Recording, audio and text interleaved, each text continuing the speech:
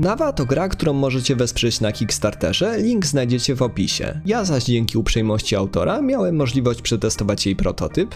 Muszę jednak zaznaczyć, że jakość elementów finalnego wydania może się znacznie różnić od tego, co zobaczycie w moim materiale. Na wstępie chciałbym powiedzieć, że Nawa od razu zaintrygowała mnie jako projekt, który powstał z ewidentnej pasji do gier planszowych. Wbrew temu, do czego zdążyły nas przyzwyczaić współczesne planszówki, mamy tu do czynienia z całkowicie abstrakcyjną i pozbawioną elementu losowości, logiczną grą, która nie próbuje udawać, że jest czymś, czym nie jest. Powrót do korzeni to odważny pomysł, który zapewnia jakże potrzebny w branży oddech świeżości. Jednocześnie wydaje mi się, że to dobry moment, aby zadać pytanie, czego tak naprawdę oczekujemy od gier planszowych.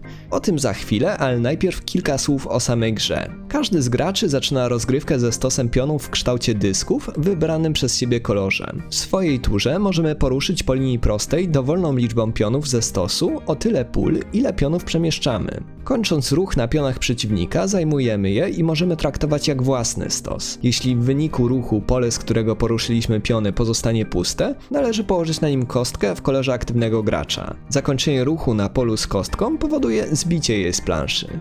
Zwycięstwo można osiągnąć na dwa sposoby: przez zajęcie wszystkich pionów przeciwnika lub rozłożenie na planszy wszystkich kostek we własnym kolorze. Możemy więc przyjąć różne strategie, albo agresywną, starając się jak najszybciej zająć stosy przeciwnika, albo bardziej defensywną, skupioną na obronie własnych pionów i kontroli planszy za pomocą kostek.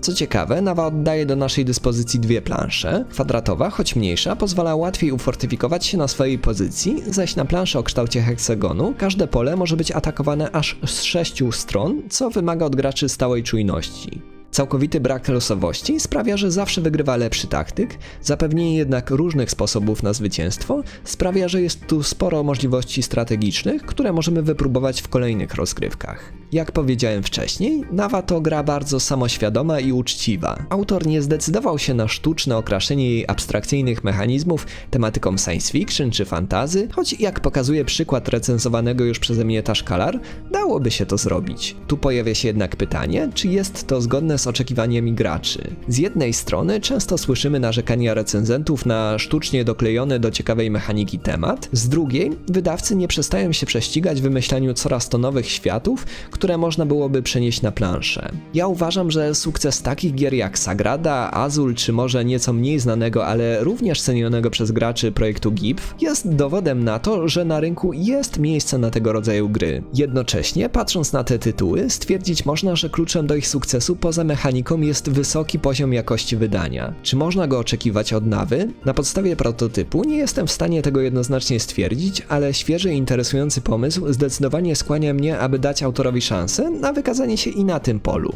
Dajcie znać w komentarzach, czy wy w grach cenicie przede wszystkim nowatorski temat, czy zależy wam raczej na ciekawych rozwiązaniach mechanicznych. Jeśli chcielibyście zaś zobaczyć więcej tego rodzaju materiałów, będę wdzięczny za pozostawione lajki i subskrypcje, umożliwią mi one pokazywanie wam nowych, ciekawych planszówek.